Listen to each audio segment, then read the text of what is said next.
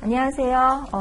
만나 뵙게 돼서 반갑습니다. 저는 EPS 손사에서 의학이론을 담당하고 있는 임정원입니다. 제 소개를 잠깐 드리면 저는 이제 간호사고요. 대학병원에서 일하다가 삼성생명에서 2003년도부터 이 보험금 지급 심사를 하다가 현재 재직하고 있는 이제 ABA생명, 옛날 알리안스생명이라고 2009년도부터 이제 클레임 심사를 하고 있습니다. 이 EPS 손사는 여기 손해하정사 과정이 런칭되었을 때가 2015년도거든요. 그때부터 우리 윤석열 강사님, 자보 담당하시는 윤석열 강사님과 이 입사 동기로 같이 활동하고 있습니다. 오늘 이제 여기 오신 분들이 이제 몇 가지 궁금해하실 것들을 제가 좀 이렇게 질문들을 제가 몇 가지 정리를 좀 해봤어요. 의학이론은 어떤 과목인지, 그리고 어떻게 시험에 출제가 되는지, 그리고 어떻게 공부를 해야 하는지, 얼마나 공부해야 되는지, 얼마나 공부해야 내가 합격할 수 있을까, 이런 거 궁금하셔서 아마 오셨을 거예요. 자, 의학이론은 여러분이 이제 우리가 알고 있는 의학과는 조금 다르다고 보시면 됩니다. 우리가 알고 있는 보험에 이런 병원에 외래에 가서 환자를 볼 때 그런 이렇게 것들하고는 약간 좀 다른 게, 우리가 이제 보험금, 자동차 보험이라던가 우리 이제 이 재산보험 과목의 어떤 질병 상해보험에서 보험금 지급 사유가 발생되고 그것을 이제 보험금이 얼마나 나갈지 산정을 할 때 이 의학이론이라는 이 과목이 그 금액을 산정하거나 면부책을 결정할 때 아주 굉장히 많은 도움을 줄 수 있는 그러한 배경 지식으로서의 의학이론이기 때문에 우리가 이제 보통 알고 있는 의학보다는 조금 딱딱하고 그런 면이 좀 없지 않아 있습니다. 자, 의학이론은 우리가 손해하정사 시험이 78년인가 그때부터 시작이 됐는데요. 그때부터 이제 과목으로 있었어요. 그때는 주로 이제 상해, 그래서 자동차 이 3보험, 이렇게 3종 대인에서 이 객관식 문제로 쭉 있다가 주관식은 이제 이 자동차 보험 혹은 3보험에서 이 주관식 문제 한두 문제로 이제 나왔었어요. 그러다가 2014년도부터 의학이론이라는 과목이 1차에서 2차로 옮겨지면서 이제 10문제의 주관식으로 이제 출제가 되고 있습니다. 그러다 보니까 이제 이 객관식 이 기출은 굉장히 많습니다. 그래서 특히 상해 객관식 문제가 굉장히 많은 편이고요. 그러한 이유로 우리가 이제 출제 10문제가 보통 의학이론은 출제가 되는데요. 다른 과목은 문제가 꼭 10문제가 아닙니다.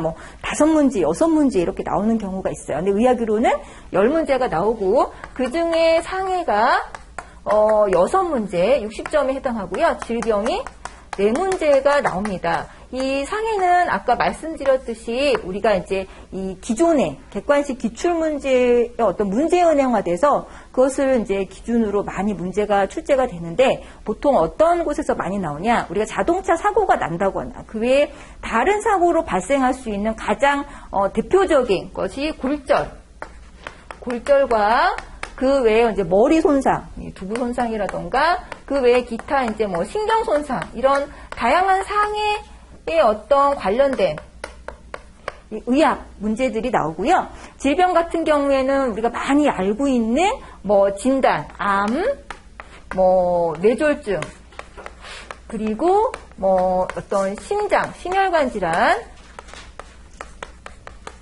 그 외에 다양한 당뇨, 여러 가지 질병들.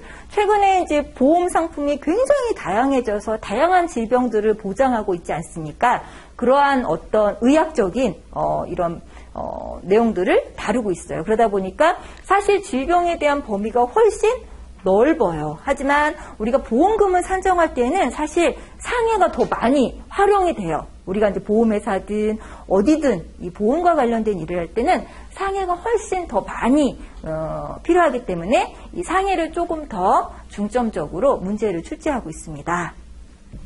그래서 우리가 이제 이 공부를 할 때는 일단은 이제 상해를 먼저 기본적으로 다지셔야 되는데 상해는 굉장히 쉽습니다. 왜냐? 기출문제가 굉장히 많고 이 골절이라는 어떤 메인 카테고리가 있기 때문에 그것만 잘 잡으면 잘 하실 수 있어요.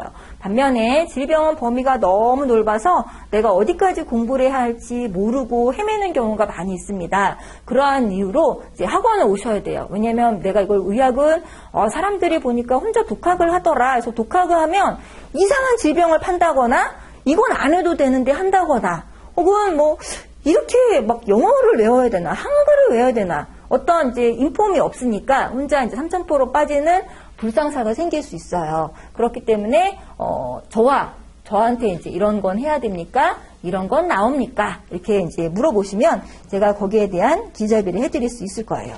보통 이제 의학 같은 경우에는 어떤 이제 큰 골절 혹은 두부외상 혹은 뭐 어떤 질병이든 무슨 질병을 들어가기 앞서서 우리가 기초적인 해부학적 지식을 먼저 배우고요.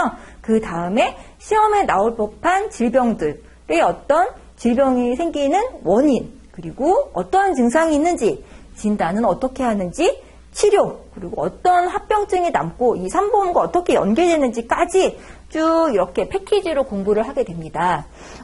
그리고 특히 산보험 같은 경우에는 우리가 장애, 뭐 이런 거, 진단, 수술, 입원 이런 거 굉장히 보험금 산정과 관련된 이 산보험 영역에서 이 진단은 어떻게 의학적으로 생길 수 있는지 또 우리가 이제 질병에서 많이 배우게 돼요. 의학 같은 경우에는 지금까지 봤을 때 저희 학원 출신 중에서 제가 과락을 본 사람은 없어요.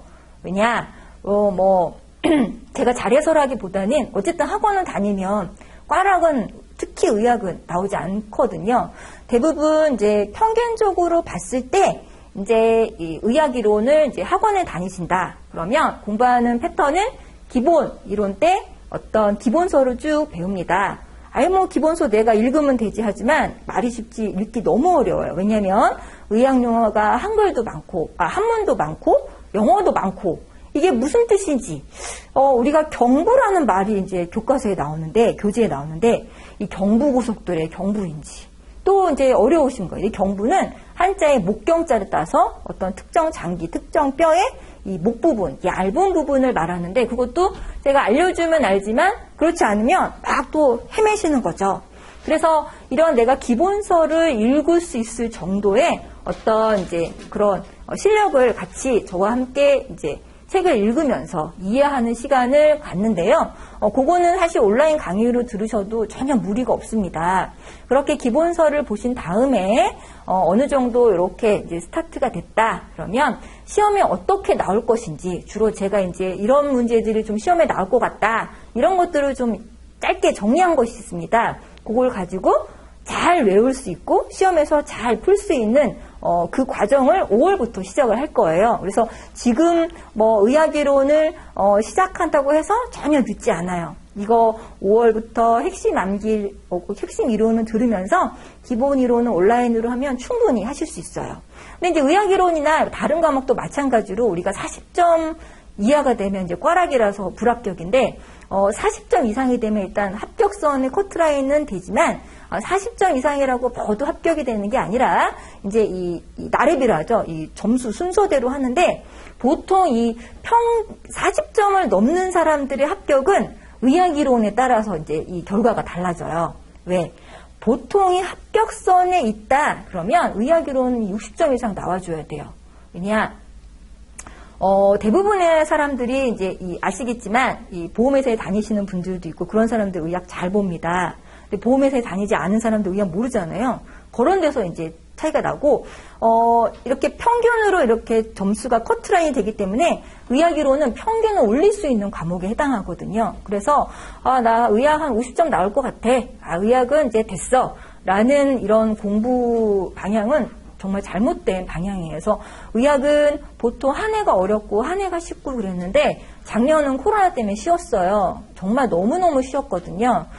근데 이제 올해는 조금 어려울 걸로 생각이 되기 때문에 어려운 과정에서도 60점을 맞으려면 공부량이 훨씬 많이 필요하게 됩니다. 근데 의학은 또 아쉽게도 휘발성이 굉장히 강해가지고 오늘 막 책을 보고 내일 덮어도 나 오늘 하나도 안 한 것 같이 정말 이게 너무나 매일매일 새로운 과목이에요. 그래서 내가 또 근데 하루에 뭐 일주일에 한 번씩 책을 읽을래. 이게 또 쉽지 않습니다. 그래서 학원에 나와서 저와 함께 목표를 가지고 하셔야만이 그 페이스를 유지하실 수가 있으세요. 그래서 의학은 적어도 석 달의 어떤 시간이 필요하고요.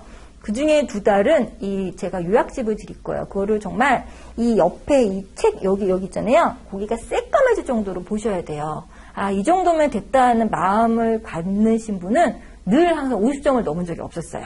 그래서 얘기가 길어졌는데 의학은 꽈락을 걱정하는 과목이 아니고 평균을 올릴 수 있는 주력 과목에 돼야 한다라는 마음으로 공부를 하셔야 됩니다. 그래서 절대 의학은 늦지 않았고요. 5월부터 시작하셔도 충분하시기 때문에 5월 요약집 하는 그때 오셔도 전혀 늦지 않는다는 거를 말씀드리고 싶어요.